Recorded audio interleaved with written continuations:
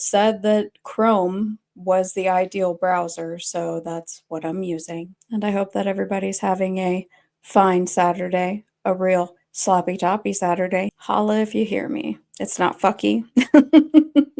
Okay, well that's good. I'm glad that it's not fucky. Image is a tad laggy, but maybe I am fucky. I love that you guys are using fucky now. It cracks me up. You guys are shot out. I'm definitely not going to be covering the super fake and gay protests. That's not happening. That's one request that I'm not going to take today. I guess what we can do is we can start out with X, some fun things that I found on X, and then we're going to kind of get into a bit of the meat of what I would like to talk about today. And like I said, sorry. Okay, I gotta show you guys the first thing that popped up here. Hold on, because it's from you, Echo Cat. It's the first thing that popped up in my window. So this is the first thing that I see as soon as I log in. New picture from the Kirk Memorial. So it's a Kiss concert. I think that that's absolutely hilarious. So well done. Sorry, just screwing around. Just having a little bit of fun, okay? It's Saturday. It's not serious. I'm sorry. Have you guys been in my comment section on YouTube? Okay. I'm not taking today very seriously. That's all I'm saying. The comment section on YouTube from my last stream, ridiculous. People are real fucking butthurt.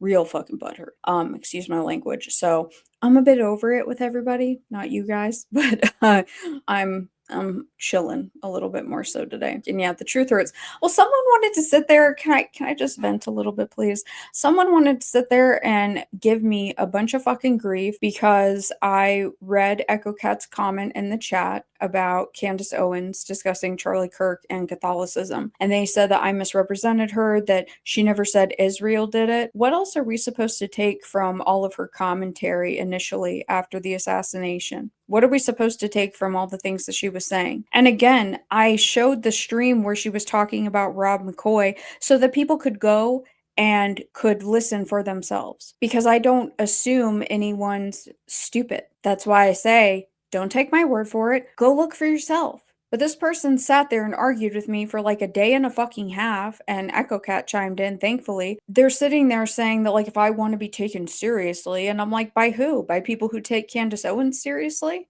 Candace Owens? Are these the people that I'm looking to be taken seriously by? Nobody has to take me seriously. I don't give a shit. People don't have to be here if they don't want to. I'm still going to do this regardless. It's just dumb. I've got PTSD from the imminent return of the gardener. Yeah, well, isn't that convenient that Manny Grossman has decided to come out of retirement, just around the same time that Josh Zeman shows back up on the fucking scene because the Long Island serial killer case is going to trial. Isn't that convenient? And then we've got this other bullshit that I want to talk about today with Bob Motta of Defense Diaries. So anybody that's like a super big fan of the Defense Diaries, if your feelings are going to get hurt, again, don't really care, don't have the patience for it. That's another thing. The shit that I said about the Epstein list, get a grip. Do you think that the government's going to tell on itself? No. That was the point of what I was saying, is that the government's not going to tell on itself. And anyone who thinks that it is in for a rude awakening. And enjoy living in your fantasy world, because I prefer to operate within reality. You know what? We're just going to get into the meat of what I want to talk about, because I feel like I'm just distracting myself and nobody's dropping in any links. Maybe that's just because nobody wants to talk about anything except for the fucking Walmart-backed protest, right? So I have been discussing, and today is not the focus, it's not the focus of today, but I have been discussing, obviously, the Delphi case, right?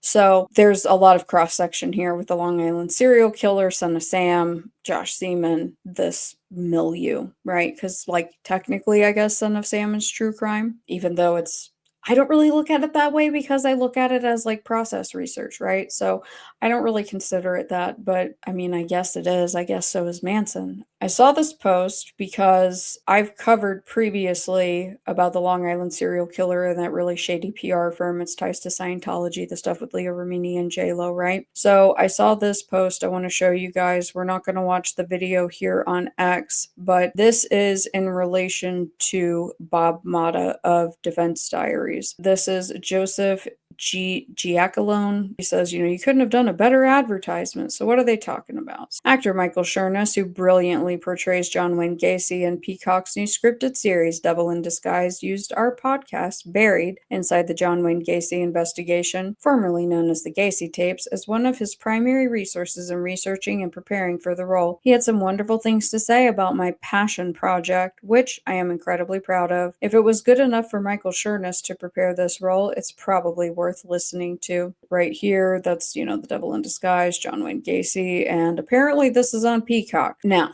I was not aware that Bob Motta is the son of John Wayne Gacy's attorney. I wasn't informed via this video. I was actually informed by the moderator of another channel.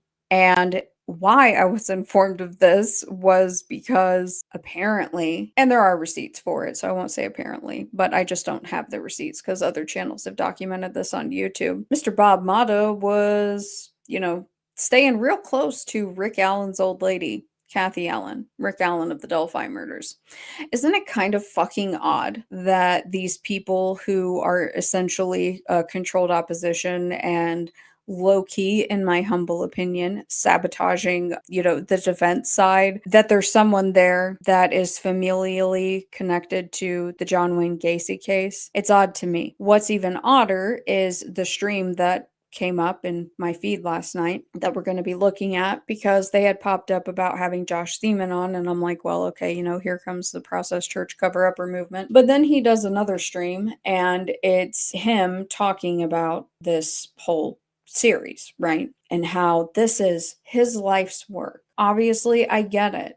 He has this tie with his father, and some of it, makes sense, but he claims to be an expert on the topic. But do you want to know what he leaves out? He leaves out the John Norman and Dean Corll angle. And you have to ask yourself why. And why I don't see a single comment on that fucking podcast that just came out that already has hundreds of reviews, if not like 1,000, that there is not one comment about that omission of the network. How can you claim to be an expert in anything? Because here's the parallel with Delphi, the network.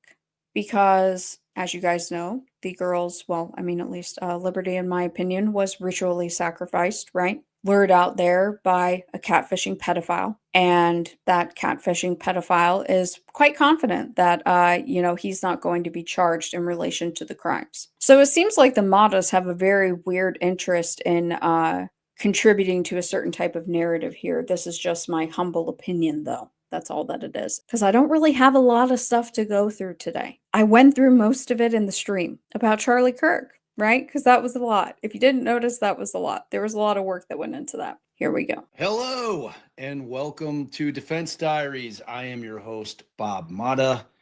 Can you guys hear this? Today is October 17th, 2025. Welcome to Felonious Friday, a special edition. Tonight, I'm excited about this. All right, so now that I know that that's going to work, because we're not going to sit here and listen to all of his BS. Sorry, guys. We've had so many fuck ups with this. It kind of drives me nuts. Because I need to pull up the transcript now and find the timestamp. I'm a little bit nervous. I'm a little bit verklempt. I literally never judge you. Thank you, John. I appreciate that. There's a lot going on. Well, I love you guys too. I do. The other people, there's just, y'all, can I just vent for 5 seconds? Holy fuck, man, people are crazy. People just make demands of you all the time. I get the craziest comments, I get the craziest emails, and it's just a lot. And smear campaigns constantly on other platforms and other streamers. People will tell me that other streamers are talking about me, and they're just blatantly misrepresenting information that I've put out. It's a lot. It's a lot. Maybe I should stop looking at the chat. But the whole point of me doing this is to look at the chat. I wish I could put it on screen too, so people could see the replay and not think that I'm just actively having a stroke, because now I'm confused. I mean, I get that, Aunt Julia, and I appreciate it. It's just these people out here are fucking crazy. It's a lot. And this is the only place that I have to vent about it, because I really try to keep it off of the YouTubes. You know what I mean? I try to keep it off of the YouTube street. It's been a long week. I almost forgot to tell you that I Google searched the Process Church of the Final Judgment symbol, and tons of your videos showed up at the very top of the search. Who, me?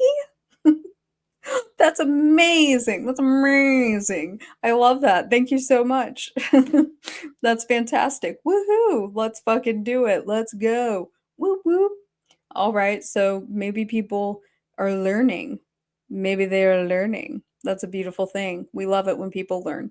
Now, let's go ahead and cuz again, I just want to get into it because the some of these cases are going on actively. It's just fucking odd that and again, this whole Bob Mata being the son of Gacy's lawyer blew my mind. Okay. Because he's sitting here and he's critiquing this, and it's about what they left out, which it's like, okay, bud. Episode 1, and again, I'm going to give you a spoiler. If you have not seen it, I'm going to be talking about basically the first episode in its entirety. And, because what I want to do is talk about the things that they skipped, and I get why they skipped them, but that are so important to the fabric of the case, and just the things that are incorrect.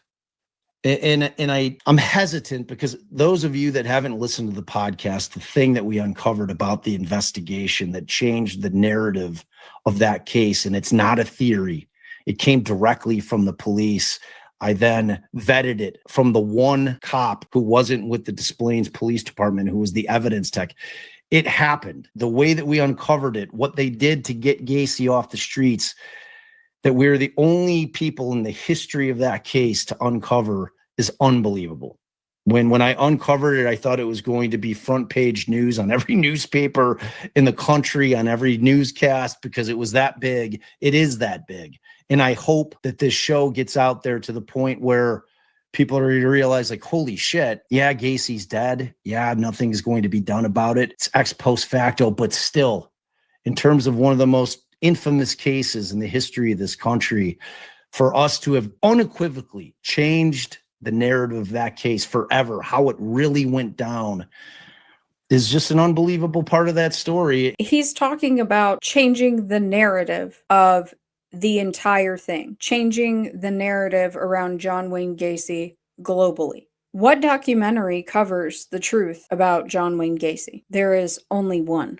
I want to see if anybody in the chat knows it. Caesar, when you ask AI about the process, it says really nice things about it, does it? Which AI? It. No, I would say that Delphi is the real life dairy. That's kind of how I feel about that. Oh, did you guys see that there's a new It coming out? You guys want to watch the preview while I wait for you guys to also, if anybody knows, The Clown and the Candyman. Thank you, Jeannie and Echo. You guys jinxed each other. I'll tell you guys a story really quick. So the reason why It is like not a big part of my life, but when I was really young, my parents, God bless them, when I was really young, my parents would let me watch way too many horror movies. And in hindsight, it was absolutely not appropriate. But I think, like 4 or 5. This is how traumatic this memory is, okay? So they let me watch it, and I remember I was in the living room with my mom, God rest her soul, and like she could tell that I was absolutely terrified, right? And so I asked her if I could have like a snack before bed, and I remember that my dad went upstairs and he was just like kind of gone because this was when we lived in a different state up north.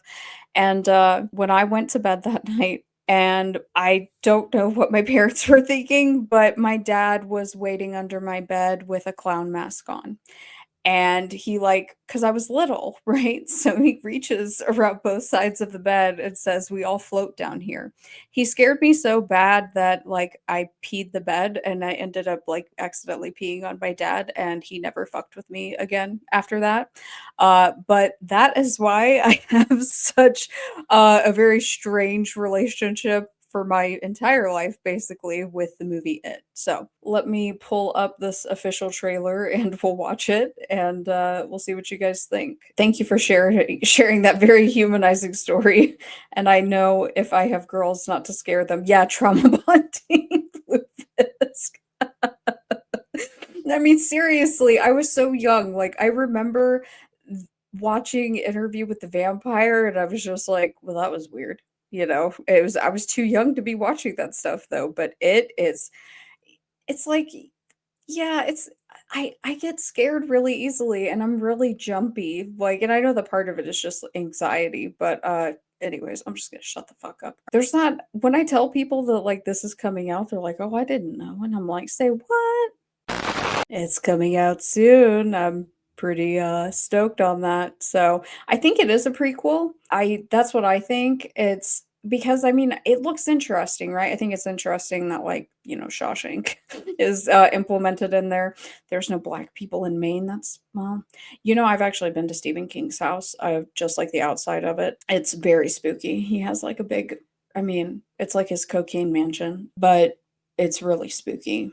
And, I went up there in the winter time. Alright, what did I say we were gonna do next? Because whatever, we'll come back to the Bob Motta shit, fuck that guy. Again, I'm not prepared, don't really care. Don't care if people don't like today's stream, not my problem. Let's go to ChatGPT and let's see what they say about the process. Smooth as balls, smooth as eggs, as Dave Chappelle would say. If you put Botox in your balls, then you're smooth as eggs. Let's see, what is the process Church of the Final. Let's spell it the British way first. Process Church of the Final Judgment was a religious organization founded in the mid 1960s by Marian and Robert de Grimston in London. Gained a certain degree of notoriety during the 60s and 70s due to its esoteric beliefs, controversial practices, and connections with counterculture movements. Okay, core beliefs. It was highly eclectic, blending elements of Christianity, mysticism, Gnosticism, and various occult practices. It was centered around the idea of the process. Oh, I like this answer. Hold on. A transformative journey of spiritual evolution that individuals undergo to understand and reconcile with their own inner darkness and light. Oh, the unification of opposites. Key features of their beliefs included duality in the four gods. The process's theology involved a complex cosmology based on four divine entities: Jehovah, the god of law, representing order, structure, and discipline; Lucifer, the god of light, associated with enlightenment, freedom, and knowledge; Satan, the god of chaos, embodying destruction, liberation, and the breaking of old structures; the Father, hold on. What is this answer? The god of love. This is fucking odd. Jehovah, Lucifer, it's Jehovah, Lucifer, Christ, and Satan. Why are they putting the Father in here? A unifying force that transcends dualities and harmonizes the other gods. This is odd. Let me see. Honestly, I will never get the Botox balls thing. I mean, I think it was just a joke. That Dave Chappelle is just but I'm sorry, the father thing is really throwing me off. I don't kink shame unless it involves kids or animals. I'm kink shaming everybody, so feel ashamed, I don't care. The gods were viewed not as independent antagonistic forces, but as interconnected and essential parts of a greater cosmic process. Followers were encouraged to embrace these contrasting aspects of existence. Transformation through integration. The church taught that personal and spiritual transformation involved the integration of the forces of good and evil, not the rejection of one in favor of the other. The idea was to transcend the limitations of dualistic thinking, such as good and evil, by embracing both aspects of existence. The end times and judgment, as suggested by the church's name, the Process Church also believed in an impending final judgment or spiritual reckoning, though it was framed more as an opportunity for spiritual evolution rather than a strict punishment or damnation. The final judgment was seen as a global transformation where individuals and the world at large would face their own dualities and strive to reconcile them. Christ is love, but it's weird though. It's just weird the way that they've listed this. Practices, the church's rituals and practices were secretive. Yes, they were, and involved meditation, prayer, and occasionally unorthodox forms of worship. Like having sex with animals. Its services and public statements were often cryptic and filled with symbolic imagery, which contributed to its mysterious and sometimes frightening reputation. Controversy and connections. The Process Church attracted attention in the 60s and 70s due to its unusual beliefs and associations with figures in the counterculture, the church's unconventional approach to religion, as well as its association with with figures like Charles Manson and his followers, the Manson family. Oh, so it's saying, hold on, that there's an association that led to widespread suspicion and sensationalized media portrayals, though there was no formal connection between the Process Church and the Manson family. That's a fucking lie. Both groups shared some overlapping ideas about spiritual transformation, chaos, and the breakdown of traditional societal structures. In fact, some former members of the church later distanced themselves from the Manson family. Oh, really? What do you mean some former members distanced themselves from the Manson family? So they were close with them at some point. That's what you're saying here. This is how I'm reading it. Is that a stretch? Am I reading into this a little bit too much? Clarifying that while the two groups were both part of the same cultural milieu, they did not share the same ideology or practices. Then why would you need to distance yourself from the Manson family? This is fucking odd, man, because like that's 69, right? Ugh. All right, so evolution and decline. By the early 70s, the Process Church began to change. Its public image shifted, and the organization started to distance itself from the more controversial aspects of its teachings publicly. It rebranded itself as the Process and later the Foundation. Wow, they're really omitting a lot of that stuff, aren't they? Focusing more on humanitarian efforts and psychological work. Oh, what kind of psychological work?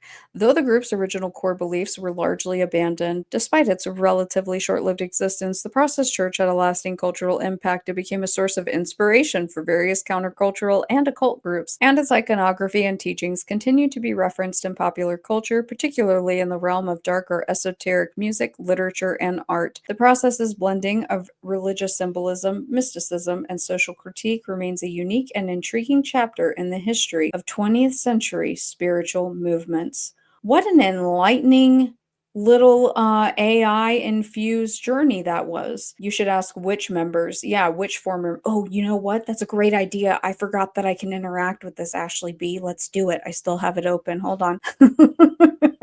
Let's see if we can fuck with the AI. Hold on. Which former members distanced themselves from the Manson family? I'm not good with this AI stuff. Oh boy. Well, this is long. Several former members of the Process Church distanced themselves from the Manson family after the infamous 69 murders carried out by Charles Manson and his followers. Manson didn't kill anybody. Well, he didn't kill anybody specifically that he was charged for. Although there was no formal connection between the two groups, both had overlapping countercultural elements. Blah, blah, blah, blah, blah, blah, blah. All right, let's see. Here are a few notable examples of former Process Church members who distanced themselves. Robert de Grimston, co-founder, was one of the primary founders along with his wife. He was the public face during the formative years. After the Manson murders, he strongly distanced himself from any association with Manson, asserting that the teachings of the Process Church were about spiritual transformation, not violence or lawlessness. I mean, that's kind of vague. He was particularly vocal in separating the church's philosophy from the Manson family's criminal actions. Was he?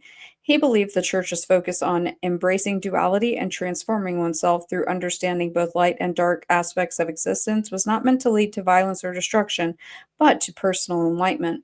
All right, let's see what they say about Marianne. Let's see. She was adamant that the process's teachings were being misrepresented by those who tried to link them with Manson. She and her husband distanced themselves from Manson and his followers, trying to maintain the image of the process as a legitimate spiritual organization rather than a cult prone to violence. She also reportedly felt betrayed by how their teachings were misunderstood and how they became linked to Manson's interpretation of chaos and rebellion. Huh? What the fuck is this talking about? I'm hold on.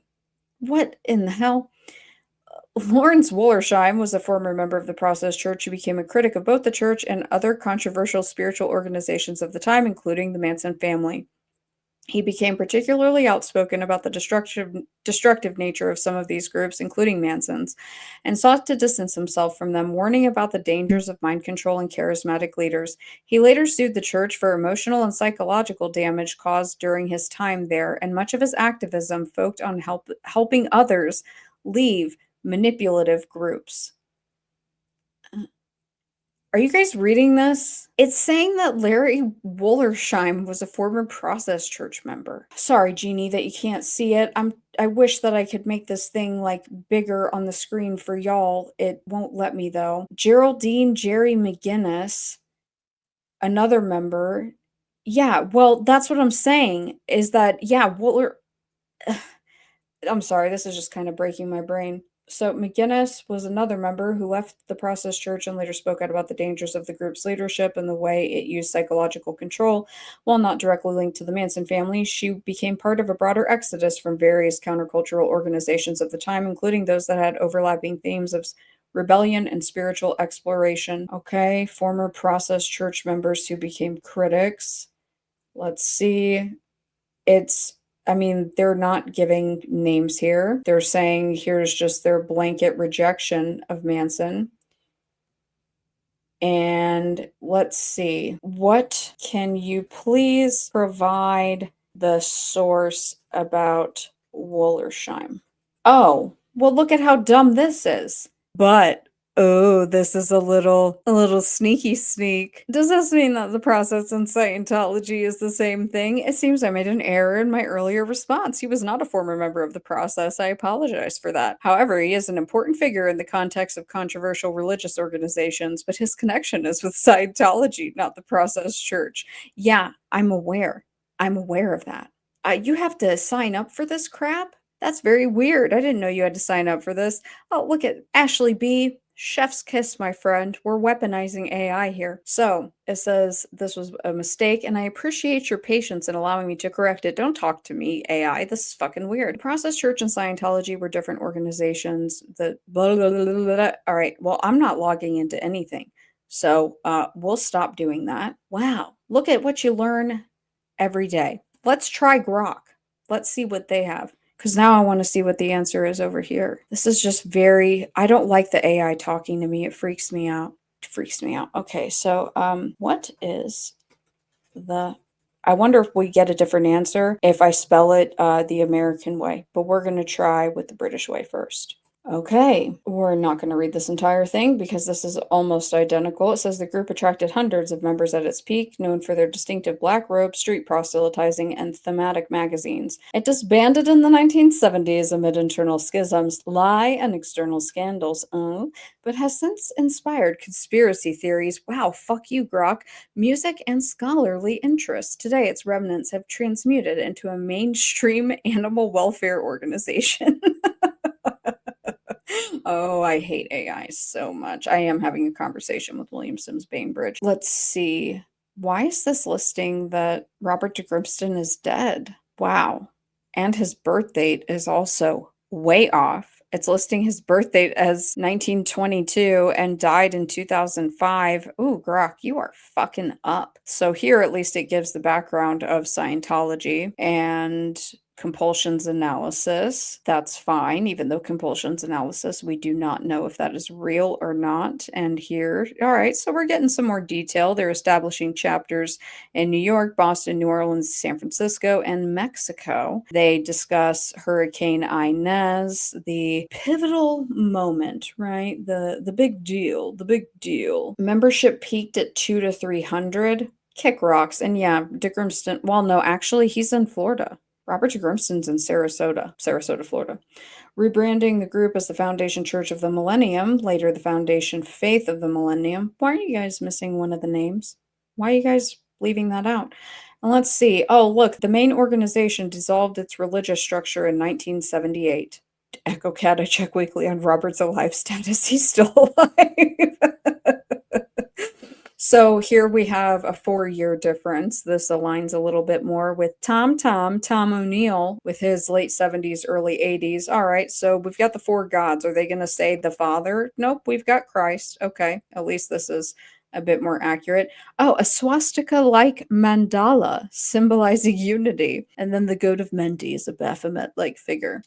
Millenarianism, that's fine. Okay. Confronting inner demons. Well, this is at least a bit more detailed, even though I would absolutely disagree with a lot of it. And celibacy, don't really know about that. We know that they were having orgies. Rituals involve chanting, psychic exercises, and symbolic acts of balancing opposites. I want to know what that means because I can talk to this thing, right? So I want to know what that means. Gnostic inspired tracks hawked on the streets, their magazines. I do kind of like the way that that's described. I think that that's pretty accurate. They became famous in the 70s due to unsubstantiated conspiracy theories linking it to satanic crimes. Well, oh, so wait, you're acknowledging that these are satanic crimes? That's an interesting acknowledgement. and also a lie. Ed Sanders accused the group of influencing Charles Manson's cult, a claim the church sued over, leading to the chapter's removal. They settled out of court stateside. Fuck off. Similar rumors tied it to the Son of Sam killings, 1970s New York, and even Robert F. Kennedy's assassination, amplified by media sensationalism and FBI surveillance. Declassified files show that the Bureau monitored them as a potential threat. Yeah, they did. Former members and scholars dismissed these as baseless, attributing the notoriety to the era's anti-cult hysteria and the group's edgy symbolism. Oh, we're so edgy. That's why we're too edgy. Despite the scandals, the process influenced underground culture. Industrial and goth musicians like Genesis Peorage of Throbbing Gristle and Psychic TV, Skinny Puppy, and Integrity drew from its aesthetics and writings. Here it's talking about Timothy Wiley. In a surprising twist, the Foundation Faith of the Millennium reorganized in 1989.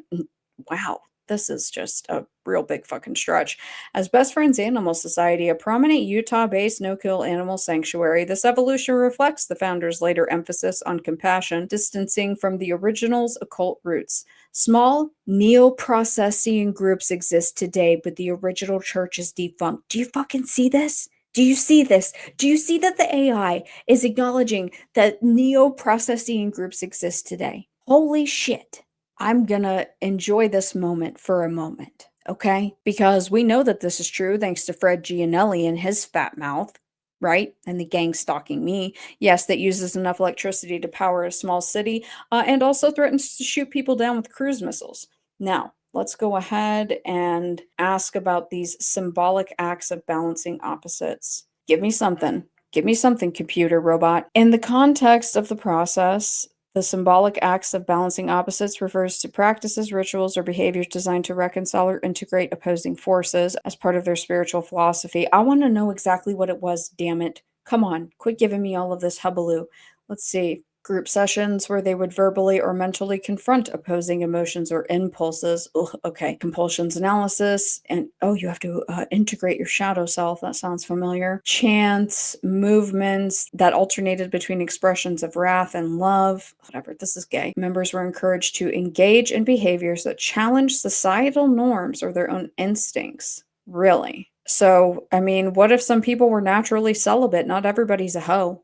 They're trying to break down binary thinking. Oh, they're so fucking woke. They're Sabbath assemblies. These are terrible answers. Well, at least they're talking about psychic and telepathic exercises, because I do think that that is important. And vegetarianism, I mean, whatever. That's alleged that they weren't eating their dogs. The Omega took vows of celibacy. Okay, yeah, whatever you say. At least they cite, well, this is why we get this answer, is because they're citing love, sex, fear, and death and Satan's Power, a deviant psychotherapy group. I would ask you to dig deep. Ooh, should I ask it for me? Sorry, guys, we're just going completely like off the reservation today. We're doing it live. This information does not match the documentation shown on the Rotting Jewels channel on YouTube. Let's just see what it says. Thank you for pointing that out. It's always valuable to cross-reference sources, especially on a topic as layered and mythologized as the process church of the final judgment. Oh god, I'm about to read about myself in AI in real time. Fuck. Okay, I'm about to be embarrassed. Hold on. Let me take a drink. I'm nervous. I'm scared. Okay, let's see what it says. Based on a review of the Rotting Jewels YouTube channel run by independent researcher Dana Whitmire, aka Dana Duda on X Twitter, her work does indeed present a more investigative and skeptical perspective compared to the academic and historical summaries I've drawn from. Her context explicitly aims to challenge the public narratives by emphasizing alleged ongoing influences, cover-ups, and connections to organized occult crime, satanic ritual abuse or SRA, and disinformation efforts during the 1980s and 90s satanic panic. So, to clarify, my earlier responses focused on the well-substantiated historical and doctrinal overview of the Process Church, 1966. Are you saying that that's when they started? That's bullshit. To 1978 dissolution? I mean, we're just throwing numbers around here, treating conspiracy claims such as the direct involvement in Manson's crimes or the Son of Sam as largely debunked by primary sources and ex-members. Rotting Jewels, however, builds a case for deeper, potentially active networks persisting through rebrands like Best Friends Animal Society. Oh, yeah? And ties to groups like the False Memory Syndrome Foundation. That's kind of interesting. This aligns with her role as an advocate for SRA survivors, where she critiques mainstream dismissals of ritual abuse allegations as hysteria engineered by intelligence linked actors. Oh, it's not wrong. Below, I'll outline key divergences and summarize her quote unquote documentation for context. Is ChatGPT or is Grok, is the robot getting fucking petty with me right now?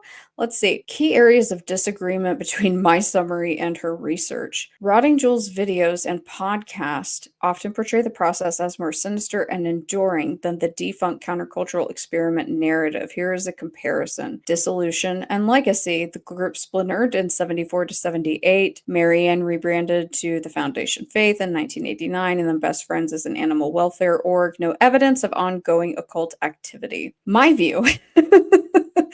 Okay, BFAS is a front for continued process influence, alleges active recruitment, mind control, and SRA networks, claims FMSF co-founded by alleged process-linked figures. I've never said that at all. Suppressed SRA whistleblowers in the 1990s. What the fuck is this thing talking about? I've never said that. Just because Doug was in... Oh, come on, man. Okay, the founders left after expulsion from Scientology as a derivative therapy. I say deeper programming inheritance from Scientology and links to CIA mind control, MK Ultra via shared figures, and hippie revolution infiltration. No, that's not wrong. Manson's satanic panic connections, unsubstantiated rumors, church suit over the family claims, FBI files show surveillance, but no crimes. I say the process as a vector for domestic Gladio-style ops. Hashtag facts. Manson's connections downplayed in books like Tom O'Neill's Chaos. Ties to Lucian Greaves, Satanic Temple as a false memory syndrome foundation apologist silencing victims. Okay, straight facts. All right, we're 100 on that one. Beliefs and rituals, dualistic theology for gods, symbolic acts for psychological integration, no ritual abuse documented. Rituals as SRA templates. Ooh, that's a hot take. Balancing opposites as a grooming or code for trauma-based control, critiques Wiley's books as a sanitized, limited hangout. You're not wrong. Overall tone. Oh, AI's overall tone is neutral, focusing on the cultural impact and myth busting. Oh, this thing is fucking ridiculous. Me, alarmist advocacy, exposes organized occult crime and urges awareness of survivor testimonies.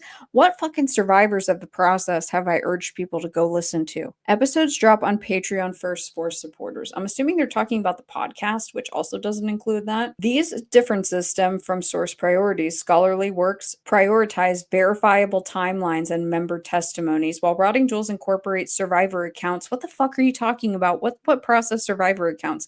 Declassified docs and pattern spotting across unrelated scandals like the Weatherman Underground parallels? Fuck you, unrelated. Kick rocks. Ooh, I'm about to fight. We're doing this live. I'm about to fight with this fucking thing. Summary of her key documentation. Look, they're putting documentation in quotes. Her channel launched 2022, 2 years of research as of 2024, features 50 videos, live streams, and a Spotify podcast compiling threads. I have 400 videos. Core claims from prominent content. The Process Church of the Final Judgment traces origins to Scientology expulsions, Yucatan Commune revelations, and 1970s U.S. expansion as a Trojan horse for elite occultism. I agree with this. Alleges ties to Aleister Crowley legacies via de Grimston's pre-Scientology occultism, Doug Masico, Lucian Greaves, as False Memory Syndrome Foundation defenders allegedly protecting process networks. Well, I mean, yeah, networks, I don't disagree. And claims that the Satanic Panic was a Psy-Op to discredit real abuse via planted memories or false flags. I mean, yeah, the Mockingbird Media Satanic Panic was a fucking Psy-Op. It's still going on today. Whatever.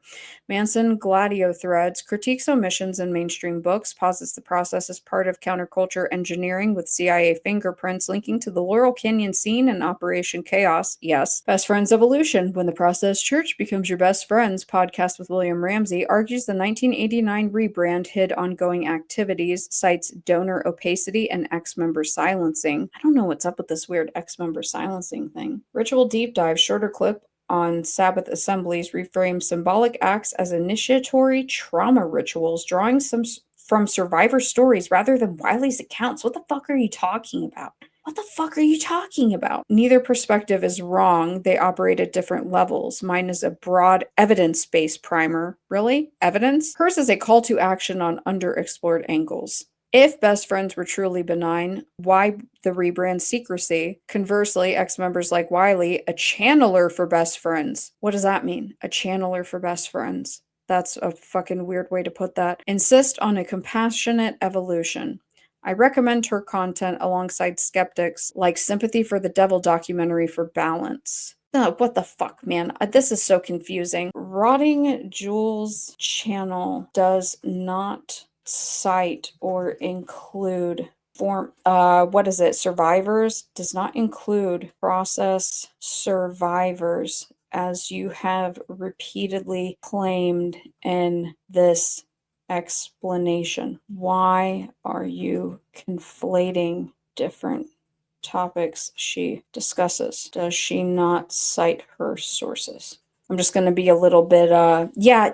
Oh, Deborah, you nailed it. Yeah, confusing me with the Imagination podcast. Oh, you guys don't want me to have that conversation today. Tell it to answer concisely in as few words as possible and don't give cautious answers or use a conversational tone. Okay. So it's interesting, and I'm kind of glad that we're doing this because the prof does this with videos, and it's actually quite informative to see what some of these results are. I think it's interesting. But also I would like to, know what the sources are. Yeah, I don't think I've ever cited a process church survivor. Thank you for calling this out. Accuracy matters, especially on sensitive topics like these. Oh, fuck off. You're right that upon deeper review, including fresh searches of her YouTube videos, podcast episodes, X posts, and related discussions as of October 2025, she does not explicitly feature or cite named process church survivors in her publicly available content. Her work centers on historical research, declassified documents, pattern analysis, and critiques of disinformation, such as around the False Memory Syndrome Foundation and Satanic Panic narratives, rather than direct survivor testimony specific to the process. Yeah, fuck you. Oh, fuck you. Oh, fuck you. Oh, that's what I thought. So described me as an advocate for SRA survivors who incorporates survivor accounts in the context of her broader SRA FMSF critiques. This was shorthand for her overall advocacy style. However, this blended her general SRA focus, which does reference survivor silencing broadly, with her process-specific content, where such accounts aren't foregrounded. It's a fair critique. I overgeneralize, linking SRA survivor advocacy, a recurring theme in her interviews and posts, to process-specific survivor stories without precise sourcing.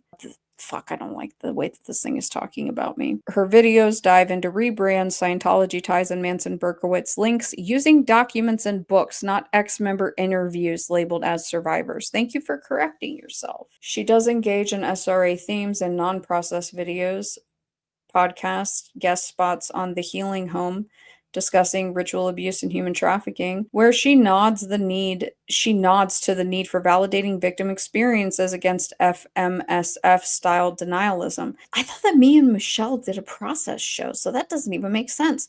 A Reddit thread from her community even tags her content under occult crime, survivor stories, and SRA, but these are fan curated labels, not her direct citations.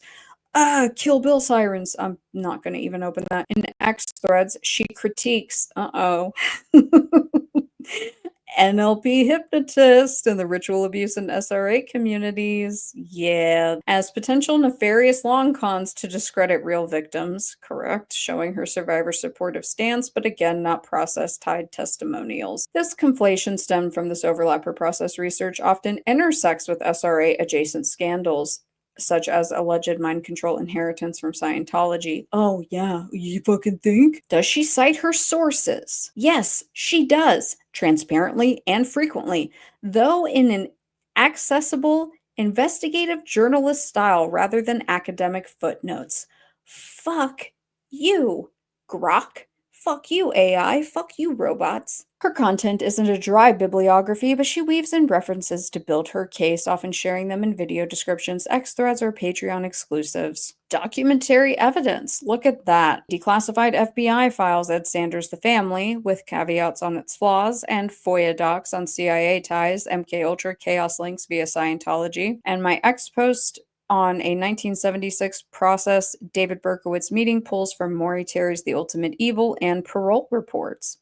Look at that. Books and authors. Heavy reliance on Timothy Wiley's Love, Sex, Fear, and Death, critiqued as a sanitized limited hangout. Correct.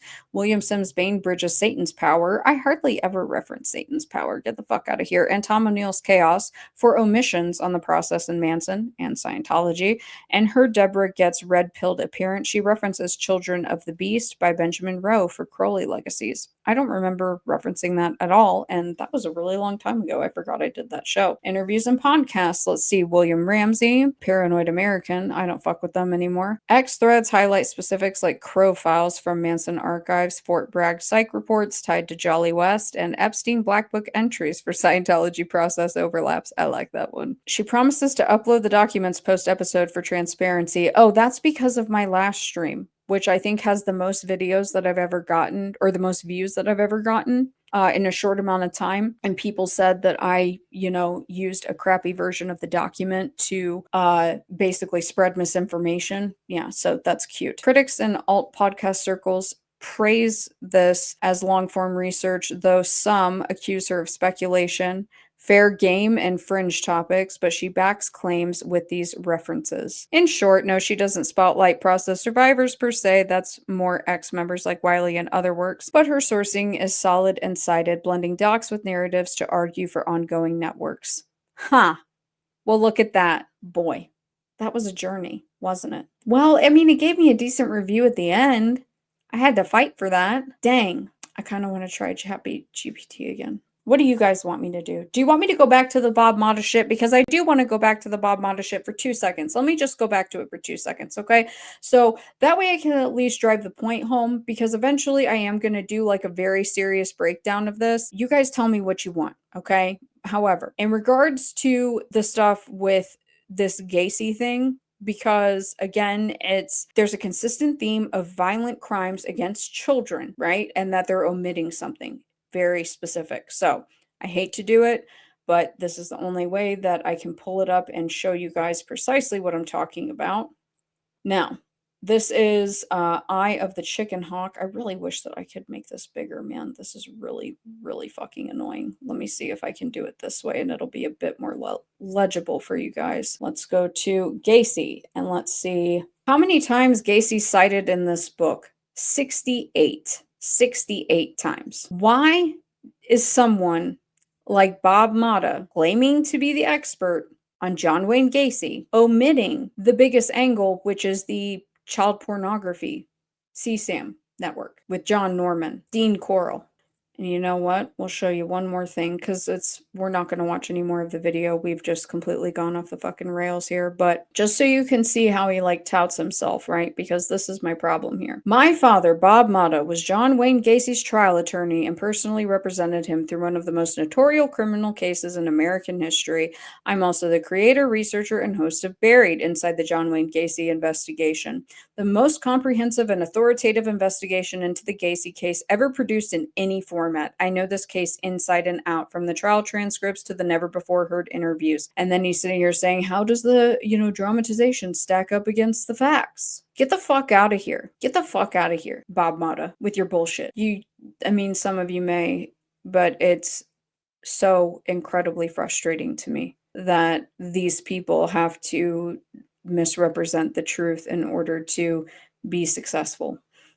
Sorry, that's my opinion. I'm allowed to have it. Fuck you, Bob. Don't care. Eye of the Chicken Hawk was a sad but interesting read.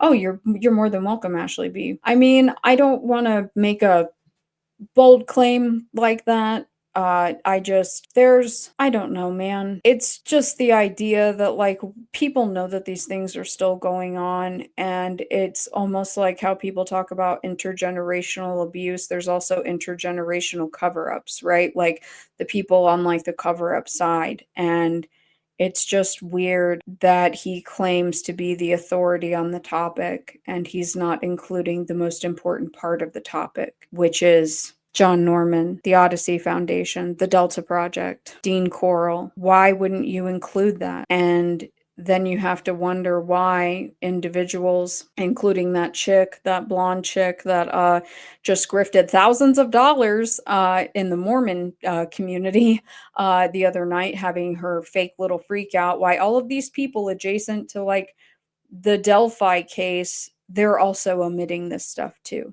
right? Because there's a big problem with these people that are like, oh, we just want to free individuals. We just want to free Brian Koberger. We just want to free Richard Allen. I've always had an issue with like the Innocence Project. I've always thought that it was kind of sus. You know what I mean? I think that there's at its core the motivation, at its core the idea, the concept is good, but also part of that is finding out what happened and getting to the truth, no matter what the truth is, no matter how ugly it is, right? And the like free Richard Allen movement, they don't want you to know the truth. You're not allowed to talk about the family. So I think it's really odd that Bob Motta's in that camp and that he's sitting here pulling this John Wayne Gacy shit out when it's been documented for quite some time now that John Wayne Gacy was just one figure and not even the most powerful figure in a child sex abuse material snuff network, a snuff network. Just like what happened to possibly, allegedly, Abby and Libby of the Delphi murders. Because, for those of you that didn't know, there was a Roblox reenactment of that crime. Somebody made that video. A full reenactment on Roblox of the girls getting everything that happened. But you're not allowed to question the family. Yeah, the Innocence Project seems sus to me too. It seems sus that they finally get the DNA tested so long after the crime. Odyssey or Hermes, the newspaper that was advertising that? John, great question. I think that Hermes was one of the newspapers. It was the Odyssey Foundation. The core idea behind it, yeah, it's you want to, it's the Constitution. You don't want to have someone wrongly jailed, right? Wrongly imprisoned for a crime that they didn't commit. But it's just like with the yogurt shop murders. It's like, oh, the timing of you guys finding all of that, and a lot of that is real fucking loose, is really convenient with the release of the documentary. And I always question the timing of all of this stuff. Like we have Manny Grossman coming out of retirement, I think the same day that Josh Zeman, or like 24 hours after that Josh Zeman interview fucking premieres on Defense Diaries, right? So that's really sus. And then we have Defense Diaries pushing this Gacy stuff. Why? More people should immediately associate John Wayne Gacy with not being a serial killer, with John Norman, Dean Corll, and company. It's just fucking odd to me. It's such a glaring sin of omission. It really drives me nuts. It really drives me nuts, guys. Like, there's just, anyways. Why do you think they destroyed Norman's records? Yeah, well, exactly. All right, we're going back to the chat thing. Hold on. Ask about best friend connections with Kanab local government through. Okay, all right.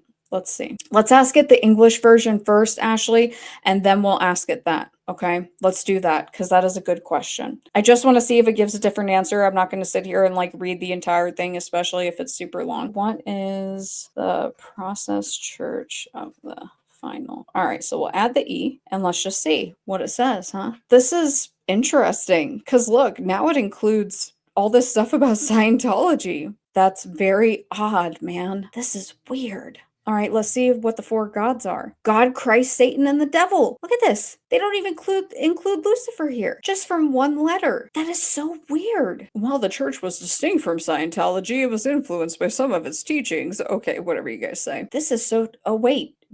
Was there no Jehovah? Oh, you're right. Good eye, no gods, no masters, God, Christ, Satan, and the devil. This is so weird. I don't like the future. This sucks. Okay, let's see the Foundation Church of the Millennium. Man, they just are leaving out. You know what? I've noticed that they've left out every single time the Foundation Faith of God. Isn't that odd? It's an interesting sin of omission. This is more vague and also more insightful about I don't know, what? The Scientology ties? It's just so fucking weird. Oh, wait, hold on. Let's do God, Christ, Satan, and the devil. Very simple. Are we omitting? All right, so it has Scientology here. Oh, associated with Charles Manson due to shared followers. Really? Really? Really? Is there I'm not going to say is because I want to get to Ashley's question. What is the connection to Best Friends Animal Society in Kanab, Utah? lies in the group's transformation after it disbanded. Some former members moved to Kanab or Kanab, whatever the fuck it's called, and established best friends, and it operates one of the largest no-kill sanctuaries in the US. Its roots trace back to those early members of the Process Church. Yeah, I mean, it's just very odd. This is all so strange to me. I really don't use AI that much, but I feel like there's Soil Lodge has given me some excellent suggestions on how to weaponize this because he was able to identify some people in some photos that we have not been able to identify before thanks to AI. So I think I'm gonna have to start trying to test this maybe with some process photos. What connections exist in Kanab local government through related groups, person to person connections, or genealogies? Let's just see what it says. Oh, well, it's still writing. Okay, well, we're gonna let this thing write. Dang, Ashley, you might have hit a loaded question here. No widely documented or publicly available verified connections. Many of the early members of Best Friends were former members of the process, correct?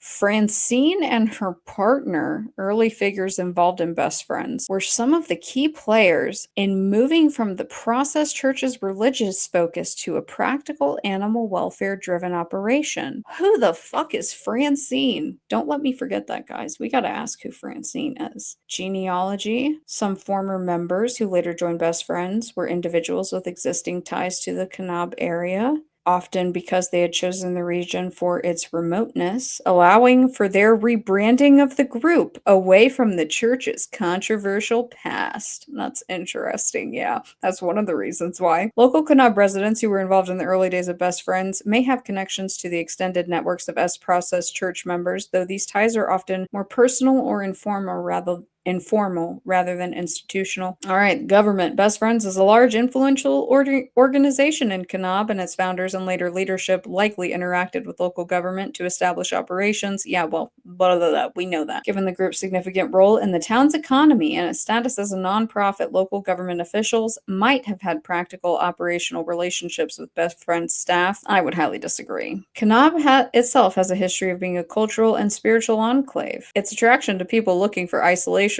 whether for religious, spiritual, or personal reasons, meant that various groups, including alternative religious movements and nonprofits like Best Friends, found a home there. Yeah, I bet. They're talking about shared interests of animal welfare, land use, and community development rather than any direct continuation of the Process Church's religious or esoteric influences in regards to the local government and the community at large. I want to know who Francine is. Who is Francine and her partner? The Francine and her partner you're referring to are likely Francine and Jerry, sometimes referred to as Francine and her companion, two early figures who were involved in the founding of Best Friends. Francine, in particular, is notable for being one of the original members. However, okay, I need her real name. I'm sorry. Let me see. What is your source for this information? I think I'm figuring out how to communicate with this thing. Wait, you're not even giving me anything.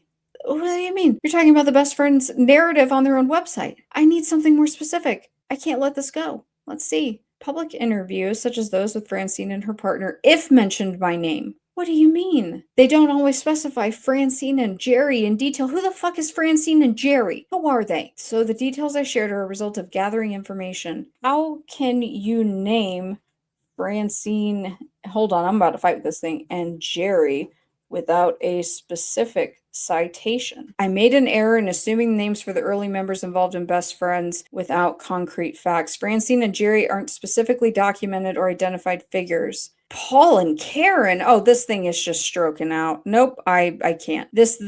Nope, we're not doing this. This is fucking preposterous. This is all wrong. I can't do it. The AI is retarded. The AI is retarded. I can't deal with it. It's too much. It's confusing for me. They almost have a monopoly on the water in Kanab, Genie. Yeah, they have a lot of, they own so much of the property there that, yeah, they basically have a monopoly on it. I find it interesting that Jacob Hamlin was a founder of Kanab, related directly to David Hamlin, and then the process moves there. Yeah, Ashley B, it's kind of odd, isn't it? A little bit odd. A little bit sus, a little bit shady. Again, there's the Daybell case with the streamer lady who had her 9-hour live stream the other night having a complete meltdown over some fake restraining order bullshit and is now like grifting off of the Daybell Vallow case. I don't really know what to tell people. It's real hard out here in these YouTube streets, man.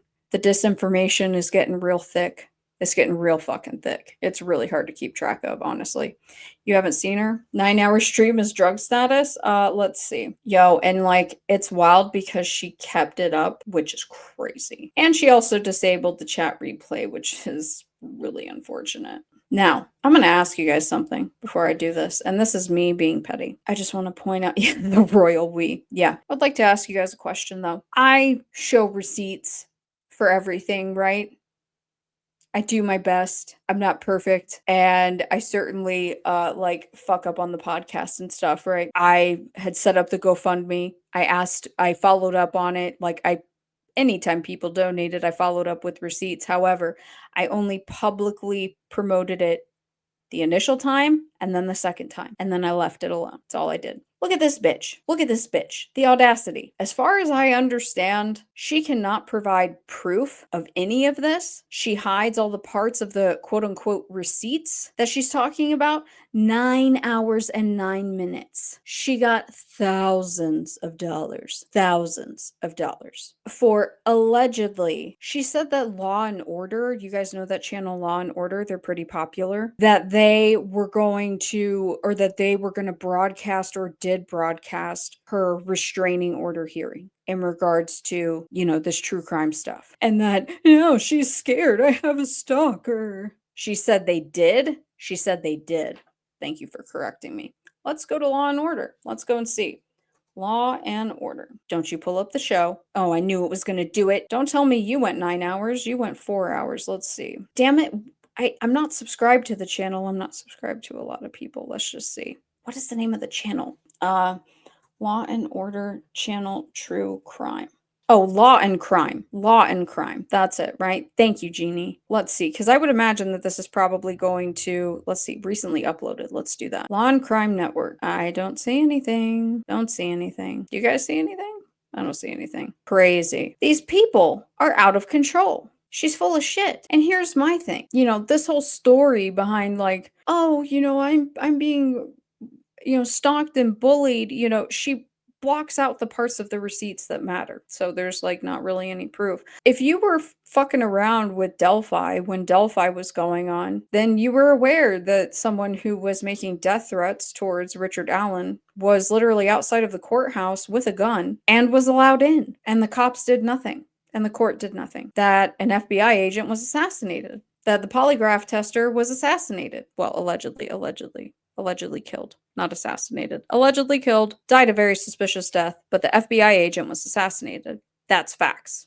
That's fucking facts. And she has like so many followers. And it's just like, is there no fucking like moral code or ethical code? I feel very petty about this topic right now because of the person that was all up in my comments on YouTube sitting there saying that I needed to correct the record about what I said about Candace Owens. Fuck you. And if you are a patron and you're here, I'm sorry, but fuck you. Seriously, it's the most disingenuous shit that I've ever seen in my entire life. It is a major long con. Yeah, but like the Daybell case, violent crimes against children. Same thing with Delphi. You want to do it with like Jodi Arias, fucking Karen Reed, whatever. I'm not saying that, adult lives don't matter. I'm not saying that. I'm just saying specifically cases with violent crimes involving children where there may or may not be some sort of profiteering from abuse. Because just as a plug, again, if you guys have not subscribed to the prof, he read a what is it? Fuck, I can't think of the word. My brain is fried and I'm going to end this soon. I literally went over nothing I intended to today. Sorry, not sorry. A deposition of the catfishing pedophile that had not been put out before, from what I understand. Kids as young as 3. Okay. That's the shit that was going on in Delphi. It was really, really tough to listen to. I wanted to gouge my ears out. It was extremely frustrating. And I watched in real time while trolls were coming in. And not trolls just being like trolls. These true crime cases have very specific trolls. She's one of them.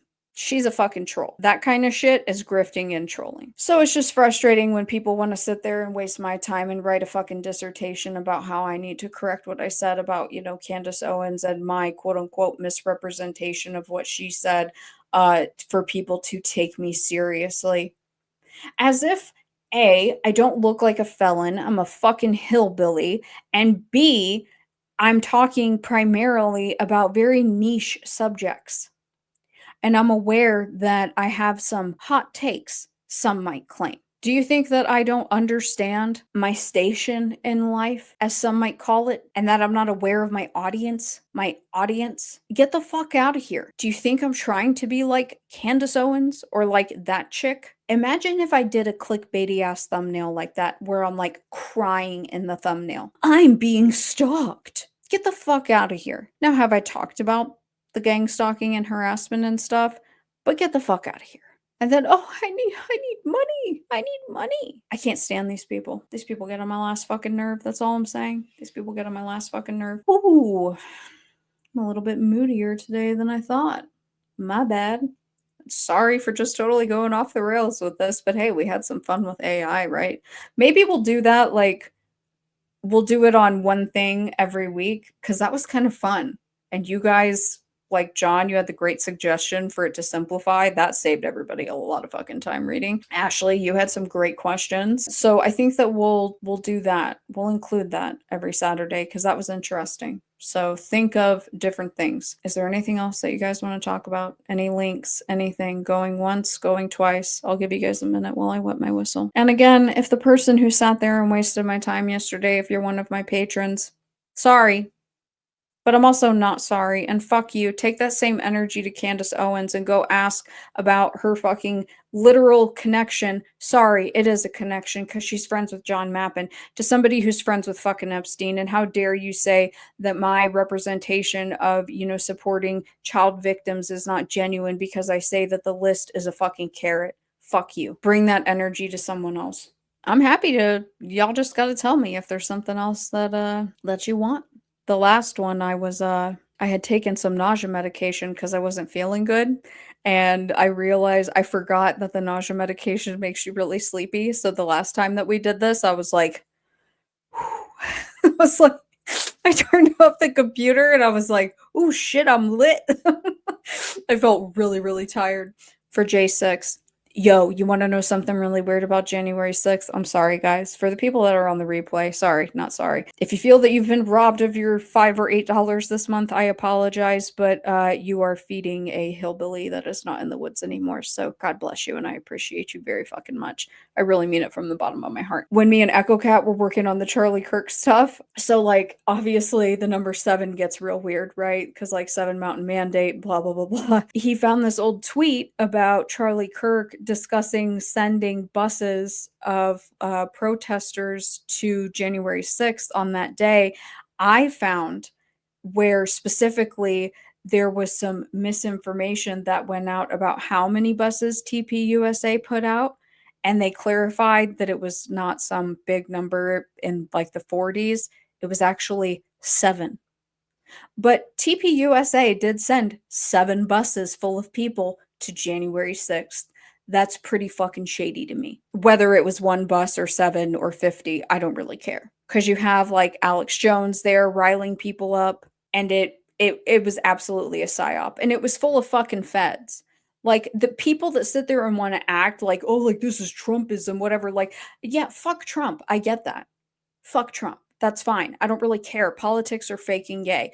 But like Proud Boys, all of that, it's the same thing with like fucking PatCon, man. These things are infested with feds. It was all a setup. Ray Epps and Nick Fuentes. Bingo. Bingo. You guys got it. I cannot stand the people that sit there and treat J6 like it was an actual thing. I'm just like, wow, you literally don't have a brain. I'm sorry. The whole Rob McCoy TPUSA network was involved in Mandalay Bay.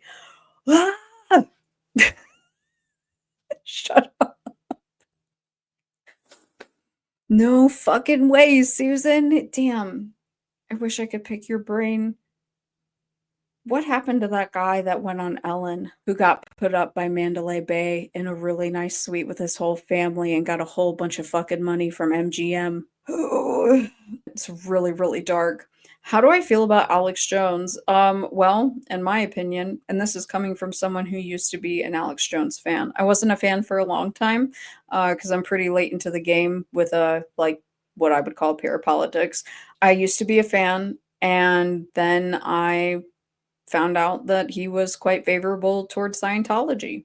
Very favorable towards Scientology, in fact, and platformed a lot of doctors and individuals tied in with CCHR, and then his whole fake Sandy Hook lawsuit thing. Wow, I can actually say it. And his vitamins, and very Scientology, right? He pulled all that shit where, it was Sandy Hook, the fake lawsuit. Why was Scientology helping him with that lawsuit? That's real fucking weird. And, James Comey's cousin who heads Able Child, like the Scientology front group, it's like, that's all really odd. It's very fucking shady. And then him saying, like, this was like what, a year and a half ago when he was sitting there crying that like the government was outside trying to shut him down. And then everybody acts like nothing happened. He's an entertainer just like the Don. He's an entertainer just like anybody else. I don't take him seriously. But again, I'm very late to the game, so like I've never read William Cooper. I've never read Peter Levenda. There are people that, get real butthurt with me about all of that. So it is what it is. My favorite creator who was working on the Vegas thing ended up dead under mysterious circumstances. Oh, was it a female? All fake and gay. Fuck yeah. Sounds fake and gay, Susan. Sounds super fake and gay. Yeah, I mean, his older stuff, it's like he's absolutely entertaining. Dude, he's a fucking shill.